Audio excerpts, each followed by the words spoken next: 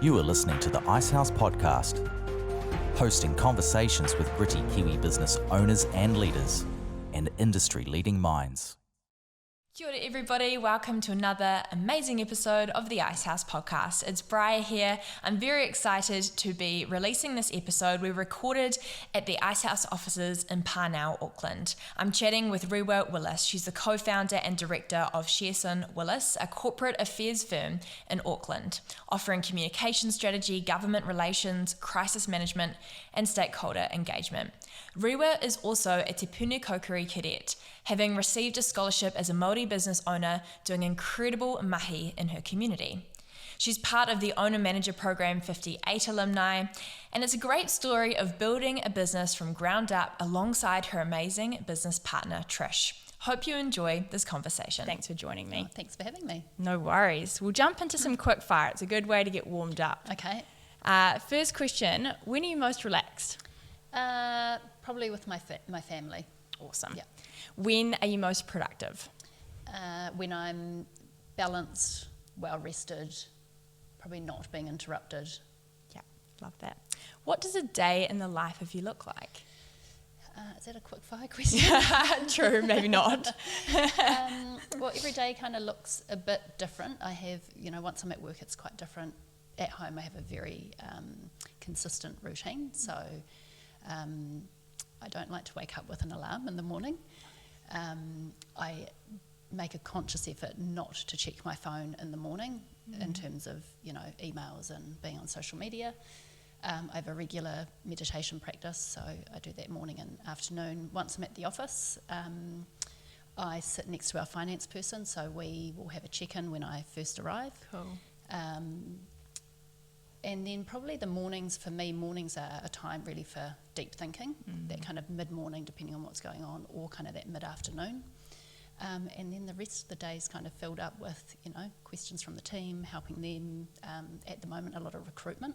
Doing a lot of recruitment at the moment, performance reviews. So, yeah, it can be really, really different. And then kind of, back and then into the evening routine. Yeah, I love that. Gives us a really good insight into your day, which we'll dive into even deeper when we get into some more questions. Book or podcast that you recommend?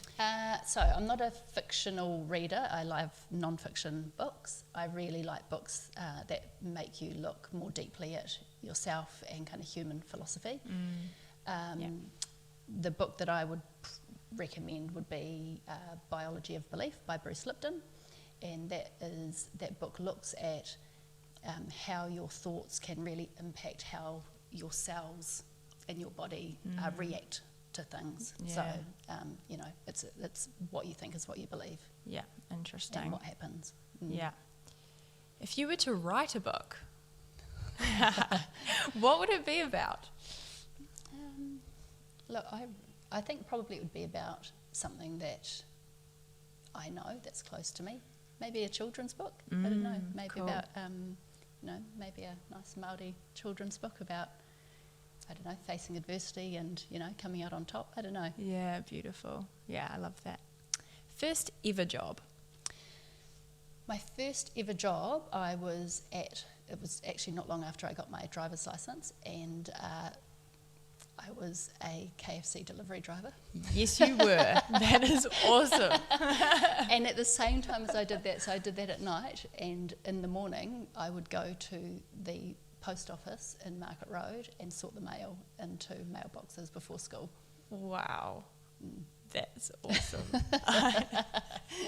Hard mahi from the start. Yeah, that's hard great. mahi from the start. And actually my parents paid for all my petrol in my car, so it kind of worked out perfectly. Legends. That's so cool. Diving a bit deeper, away from the quick fire and more in depth, tell us a little bit about yourself and what you're passionate about. Ko Rewa Willis tōku ingoa, he uri ahau ngō Waikato Tainui me Ngāpuhi Whānui, ko Taupiri, ko Maunga Taniwha o ku Maunga, ko Waikato, ko Hokianga o ku Awa, ko Ngāti Wairere, ko Te Uhutai o ku Hapu, ko Hokanui, ko Tau Te Ihi o ku Marae, ko ahau te tahi o ngā kaihautu o Sherson Willis. My name's Rewa, I descend from Waikato Tainui and Ngāpuhi, and I'm one of the directors of Sherson Willis. For me, I'm passionate about my Māori culture and where I'm from. I didn't grow up. My mum moved back, my parents moved back to where my mum was from in the Hokianga about 10 years ago. She was sent to Auckland when she was 11, so I had that disconnect from my roots. I grew up in Auckland. When Mum moved back to Northland, it really allowed me the opportunity to reconnect in with my whānau. I didn't spend time on the marae growing up, but I've spent more time doing that now. About 5 years ago, I started my Te Reo Māori journey.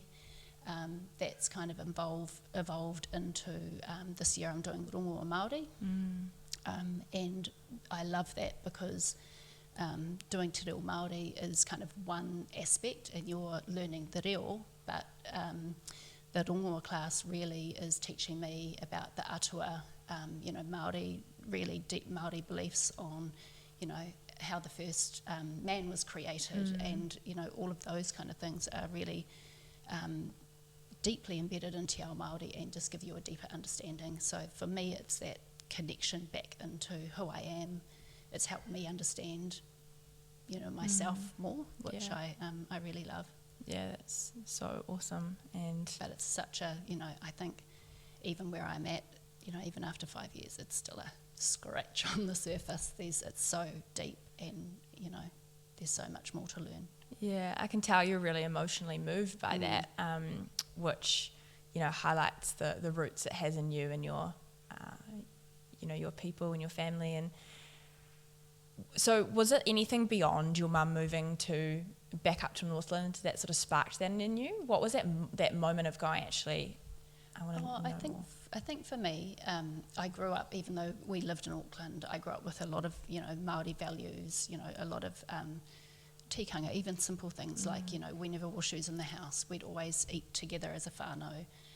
Just that really kind of, good Māori values. Actually, for me, it was when my dad passed away and Mum and Dad moved back up north when Dad was sick, because Dad wanted to be buried up where Mum came from. And I reconnected with some cousins of mine who I'm really close with now. And I think, their mother, who had passed away a year before, she looked after me when I was a baby, so it was reconnecting with them. They grew up speaking Te Reo Māori, they really kind of ignited that passion. And for me to see, I think there's a lot of deep trauma probably still in Māori. Yeah. And when you connect back in with who you are, I think that's, there's something really powerful in that, and it's really nice. It's made me, it fills my heart. Yeah, and it's just who you are, right? Yeah, it's part of who you are. Yeah. And it's kind of coming back home to who you are. Yeah. You kind of go off and can be in Auckland and around all the big flash lights and, but actually at the end of the day, what kind of grounds you and what fills your heart is what's important. Yeah, that's so beautiful. Thank you for sharing that with us. I'm very, very new to the Māori journey, but something I know I need to do better at and learn more. The Icehouse did a course through Te Kā last year with Precious Clark, and it was the start of something. And it's always really amazing to learn off other people that are further along in the journey, and it's what grounds them, and I know I can learn a lot from you and others, so I really appreciate you sharing that. No, it's nice, and I think too, even I think that's what I've learned, even doing what I have done so far, you're constantly learning. I kind of liken it a little bit even to yoga. You're never the master, you're constantly learning. Even in the Māori space, you're constantly learning. Yeah, totally. And I think people can sometimes be scared to start or scared they're going to get it wrong, and I'm trying to move past that, because I I think it's better to give it a go and to try and to genuinely want to learn more from others that know more. Absolutely. And I think what you've nothing. just said, it's that genuine learning, you know, if you approach it with integrity and, you know, Yeah. I think that's good. I think, you know, that's a good thing for people to be learning Māori or just kind of having a better understanding of the Māori world. Yeah, for sure. No, it's very cool, and it's a really amazing way to sort of set up the foundation of this podcast. Yeah. From that, what is your purpose in life? What motivates you? I guess if you take it back even to in a business sense, Yeah. at Sherson Willis we have a really clear purpose, and that is to help you succeed using the power of communication. So whether that's our team, whether that's our clients, or wider Aotearoa New Zealand, I think that purpose though really comes from myself and Trish. And you know, there's nothing for me. I love seeing our team being successful. So whether that's them going off and buying their new house, you know, a new house, their first home, whether it's them having babies. We've had, you know, someone return this week after having their second baby. She's been with us the whole, you know, Oh, wow. and during that whole process. We've had someone else just go off and have a baby. You know, success looks different for everybody. Yeah. But how can we make, you know, the people that we work with successful? And probably, you know, deeper than that, for me, I love seeing Māori be successful. So how can I do in my life purpose help take my skills and help, you know, my people be more successful? Yeah, I love that. And the question to ask yourself, right, that you've said is, what does success look like? Yeah. And that can look different to different That can look people. different. You know, that might be for some people, it might be, well, I think even if I put it into an example of myself, my mum was diagnosed with Alzheimer's at the end of last year, and wow. she has come home she's come back to live with us in Auckland. So for me, even just having the flexibility to spend time with her, I go home every lunchtime, you know, make her lunch, and you know, it's that kind of, for me, being able to do that and having that flexibility. Yeah, that is success. And Yeah. yeah, absolutely. Can you walk us through your career journey from KFC deliveries and file sorting to where we are today? Yeah, so I left school after 7th form. I didn't go on and do any kind of tertiary study. I actually went straight into Pacific magazines. And at 18, I don't know how I managed this, I ended up being the New Zealand fashion editor for Girlfriend magazine, which was one of their magazines. Wow. I don't know. Yeah, I don't know. It was an opportunity that was presented to me, so I took it. Good on you. I then I moved on from there, and I went into an advertising agency, just a really boutique firm.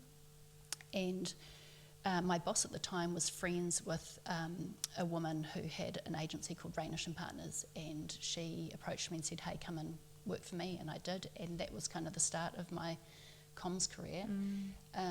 When I was there, I went and did a night course just down at AUT doing comms.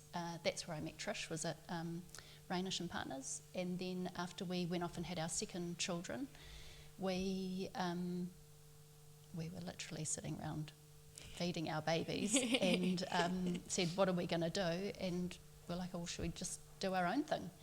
And that's kind of how it came about. So amazing. Yeah. I love that. And that was, so 17 years ago. 17 years ago. Wow. And so still business partners today? Still business partners today. And how big's the team now? So we're after doing OMP, obviously on a bit of a growth plan. Yeah, totally. So there are 13 of us now. Amazing. Yeah. Cool. And we And started off, it was just Trish and I. We worked from home for the first 5 years with our babies. yeah. And then Do you remember your first hire? Because that's always a big moment. a woman that we had worked with that also worked at Rainish and Partners. She was a intern and came and worked with us. She was the first person we hired, and she worked for us for 10 years, and she has gone off now and is working for a corporate, and she's now a client. So How cool. Yeah, It comes it's really around. cool. Yeah, I love that wider community feel to having a business and doing business in New Zealand especially. Can you, just for those listening, can you let us know just an overview of what you offer at the company? So we are a corporate affairs firm. We specialise in communication support for executive teams, boards of directors and their senior advisors, so whether that's kind of their lawyers or their bankers, and provide comm support around kind of transactional reputational or issues management campaigns. So that might be, as an example, clients who want to list on the NZX. We will work with them ahead of time to make sure that they're in good shape before they list, because obviously what comes with that is a lot of public scrutiny. Yeah, so true. Yeah, and then off the back of that, once they are listed on the NZX, we might help them with their financial reporting. What does that kind of comms out to their shareholders look like? If other clients that might have kind of reputational issues, how are they being kind of perceived? Wow. GR support, and then after OMP, we have expanded our offering to include Pākehī Māori, so Māori business. So we already had quite a few clients coming to us wanting to engage with Māori, but we haven't worked for Māori organisations, so that's something we're now looking to grow, is kind of moving into that space. Yeah, great. That's cool. You mentioned how it started, you and a friend nursing your babies and birthing as well, this incredible business idea. Has the offering changed over those years, or has it stayed this? Is that what you set out to do from the start, or has it merged with the trends and the... Yeah, interestingly, when we first, because we had come out of an agency that did both corporate and consumer communications, and my background really was in consumer comms. Trish had come out of the media and out of Parliament, so she really was on the corporate side. After I had my first child in the agency that we used to work for, I was moved across to the corporate team because the consumer work was often on the weekends, and when you've got a new baby, you can't do that work. So that's how Trish and I started to first work with each other. Then when we started Sherson Willis, we thought we're just going to do corporate comms, but the way things work, we had clients coming to us wanting to do a bit of consumer work. So we went down that track for a little bit, and then it would have been probably over the last 5 to 6 years we've really gone back to that core, the corporate comms. We've realised that's kind of where the most interesting work is, and it's kind of where we... I think probably where our skills lie. Yeah, where the passion lies. Yeah, that's really cool. From that journey, you said 17 years in business. What's been a learning from owning your own business that maybe you'd give yourself a little heads up if you had the chance at the start? I think it would be embrace the challenges. Business is a lot of ups and downs. Embrace the challenges, see them as opportunities to grow. I think that applies to not just business but to life in general.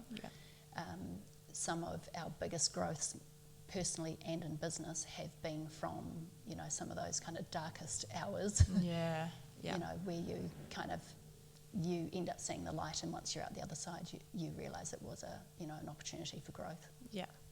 Do you think having a business partner in Trish has just been nice to have someone to sort of bounce ideas around and be in those dark moments together? Absolutely. I think the nice thing about Trish and I is we have completely different strengths, and that's worked really well for us in business. Naturally, Trish she's amazing at client service. My passion over the years has gone more to the business side, so the running the business, sounds terrible, but I love a spreadsheet. Good on you. So, I think our skills are very complementary, and I don't think we would have been able to do or be this successful without each other. Yeah, totally. Makes so much sense.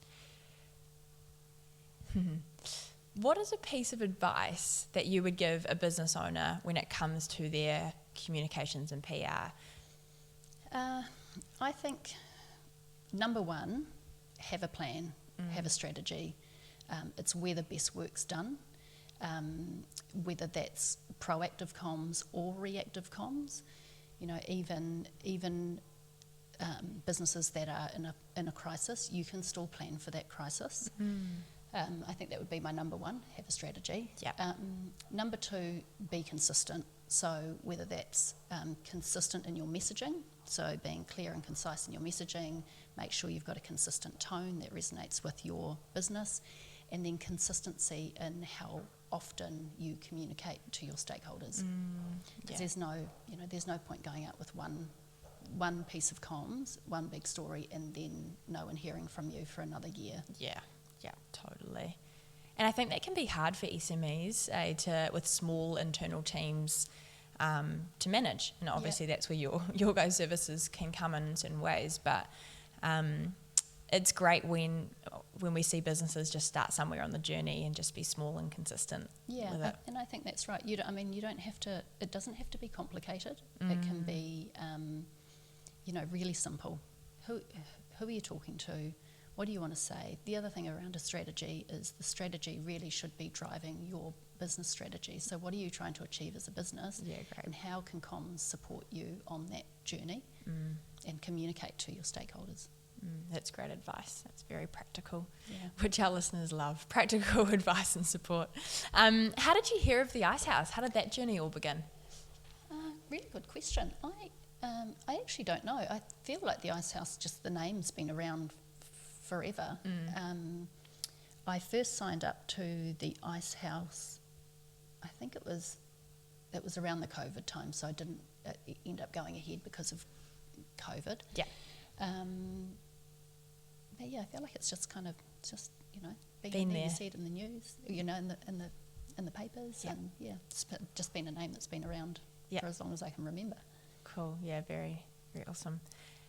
You were a recipient of the Te Puni Kōkiri scholarship, and that's an amazing partnership we have to empower Māori business owners and leaders in business. How did that come about, that cadetship, first of all, and then what did it unlock for you? So that first came about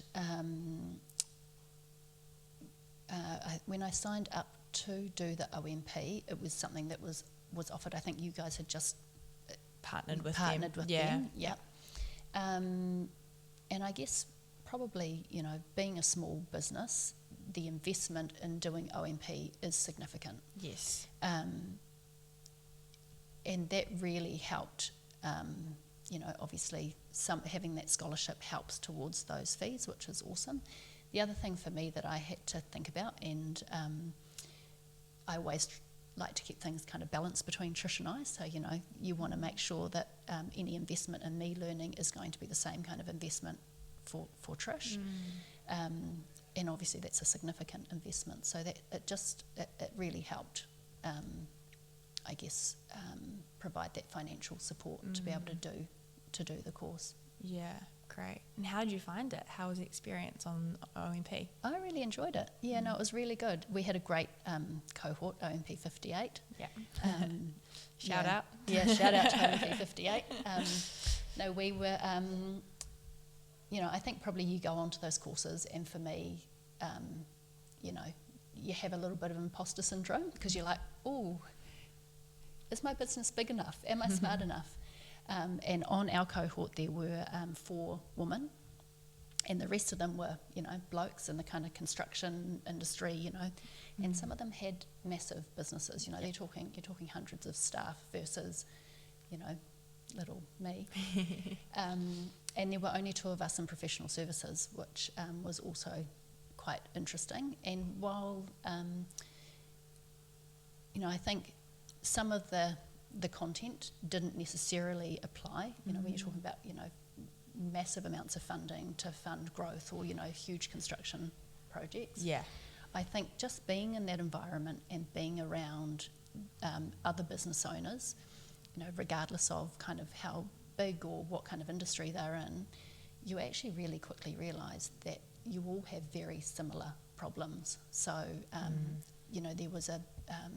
there were a number of us who just needed to be more passionate about our business. How do I be passionate about the business again? How do I find a succession planning? Recruitment, staffing was always a major issue for everybody that sat around that table. Yeah. So you realise really quickly that, despite being from all different backgrounds and having different businesses, we're all facing really similar problems. So true, and so many people talk about that imposter syndrome, feeling like it's their first day of school all over again. No, rocking exactly. Up. Yeah, being like, oh gosh, hi. But I love hearing the sense of community that, and sometimes more recently this year, I've now had the opportunity to sit on one block of each, and just seeing how fast the sparks happen and the aha moments and you get this too. Yeah. It's a room of people that just get it, right? Well, and often too, the answers to your problems come from the other people sitting around the table, and you do build those great connections. It's like, me arriving here today, I see, Felicity in the hallway and, it's great. Yeah, having those people to bounce ideas off and just know that they're there if anything pops up. Exactly. That's cool to hear. That's really cool.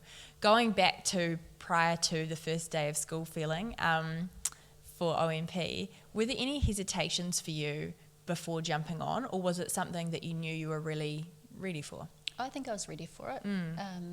I think the business was ready for it too. I think we had grown to a point where we needed kind of help to kind of get to that next level. Yeah. No hesitations. Just probably my own. As I said, the imposter syndrome. Yeah. Has it reignited new passion for business? Absolutely. Yeah. No, it's been good. I think the other thing that I notice, you every month you spend 3 days together. You go back to the office. You want everything to be done immediately, so you've got to, you've really got to slow down. I think the other thing I really liked about OMP is how much you look at yourself as a leader and what you can be doing in the business differently. So that stuff's actually really good too. So you're getting growth of business growth, but actually personal growth as well. Something that would be very, very common is one of the business partners going on the program and the other not. Or even just coming back, like you said, and wanting everything to be action now because you're on that high of just doing the owner managed program. How did you balance or work through the new learning, bringing it back to the business, communicating it to the team and maybe Trish, and slowly starting to see things at work? I think I had to learn to just slow down. We did TMI profiles when we were as part of OMP. I'm a completer, finisher, so I like things to be done. So, there were definitely frustrations there where things were not moving at the pace I wanted them to be moving at. But again, a good reflection to look at yourself and kind of just take a step back and, just tick the things off, stick to the strategy, and tick off what you need to be doing. Yeah, totally. Yeah, like that. What excites you about the future of your business? Where is it heading? Really good question. I mean, the sky's the limit, isn't it? Yeah. I think one of the things with OMP that I really liked is it got us focused. So, looking at even kind of how we might structure the business. So one of the things that we've been looking at is taking our service offerings and how do we drive them as individual portfolios, have someone head up that portfolio. I think, once you kind of look at things, slightly differently, there are so many ways you can go, obviously over time, and that was part of OMP. How do Trish and I as business owners start stepping back? Yep. How do we grow our team and the leadership in our team so our team members can step up? I'd like to think that at some stage in the future we can start stepping back. But work in progress. Yeah, totally. That's such practical advice as well around, the portfolios and setting that up and sticking to the strategy, and there's some gold in there. I like to throw on this question because my role's community at the Icehouse, and so what do you hope to get from the Icehouse community? I think a big part of it is that ongoing network with business owners. Is there anything that interests you in terms of that network? Yeah, I think, you know, exactly as you've said, it is really that network and that community that you have. I know our cohort are already starting to think and talk about when our next catch-up's going to be. Yes, yeah. But I guess too, kind of continuous learning. I love continually learning. So, you know, I think that's I did one of the other Icehouse programs. How can I keep growing and developing, and you know, and how can I do that through the Icehouse? Yeah, awesome. I think I may have missed that in my questions, but yes, here we go. The financial skills. Yes, I would like to touch on that if that's okay. Yeah. You just mentioned you've done something else as well to continue that learning and upskilling. So you've also done our financial skills workshop. What led to the decision? You said you love a spreadsheet, so maybe that. I do love a spreadsheet. I think probably as a business owner though, and there are a lot of, you know, when you start a business, often you're coming in and you're on the tools because it's what you know. Yeah. You don't know how to run a business, and getting across the numbers, I think, is critical to your business being successful. We have an amazing finance manager at work, but I think for me, it's ensuring that I can understand the numbers that I know. You know, when a report's, you know, printed out at the end of the month, I know what that report means. Yes, yeah, so important. I love right at the start of this recording, you said, you know, the first thing you do in the day is go and chat to your head of finance, and I think that's really brilliant because it's I think many business owners can sometimes shy away from that, and because they don't understand, they can kind of they don't go there a little bit, and it's cool to hear that you start your day with that information. It's so important to running a healthy business. Yeah, and you know, I think you're absolutely right. It's critical to business success. You know, you need to know your numbers. You need to know what margins you're making. You need to know there was definitely a point there where Trish and I first started, you know, the business. We had all this revenue coming in, but what was dropping out the bottom was, you know, pretty minimal. Yeah. So, you know, I think it's good to understand that. It's good to understand how your numbers can fund growth, how, you know, we can be, you know, building a business that's successful. Totally. How did you find Matt's style? The facilitator. I loved Matt. He's great because he presented too when we were at OMP. Yes. And I think that's probably what I guess hooked me to do the financial numbers in the first place. But I just love his thinking. I love the way he thinks. Yeah, he simplifies it, and yeah, it's very cool. I'm going to throw in a question that I could have asked, you know, a few questions back, but I'm really interested. How did you make those first clients? Like, how did you get the courage to offer services for, you know, you and Trish? So our first, interestingly, one of our very first clients is still one of our clients today. Brilliant. Yeah. That speaks volumes. Yeah. For us, you know, we had come out of another agency. You had to be really careful, obviously, around, you know, not being seen to take clients, which we didn't. For us, it was most of our work comes in through networks, so referrals through, you know, lawyers or bankers. So that's how our first clients came about. Just kind of getting flow on effect from that. Yeah, that makes sense. Cool. I was just personally interested. I'd love if you could share how listeners can, you know, read up a bit more about what you guys do, and if it's something they're interested in getting in touch with you about, how they can do that. So I'd say go to the website. I mean, that's probably the first point of call, but it is about to be updated. Cool. Actually, we did a presentation recently in the Māori space, and the person we presented to said, do you do Māori business? I'm like, yeah, you've looked at the website, haven't you? Don't look at the website, but look at the website. I guess, just, you know, get online, have a look. The website is the best place. Absolutely, you can get in contact with you guys just direct. know that it is about to be revamped. Yeah, cool. Oh, that's awesome. Thank you so much for being on the podcast. Thank you for having me. Loved hearing your story and excited to see where it heads in the next few years. Great, thank you.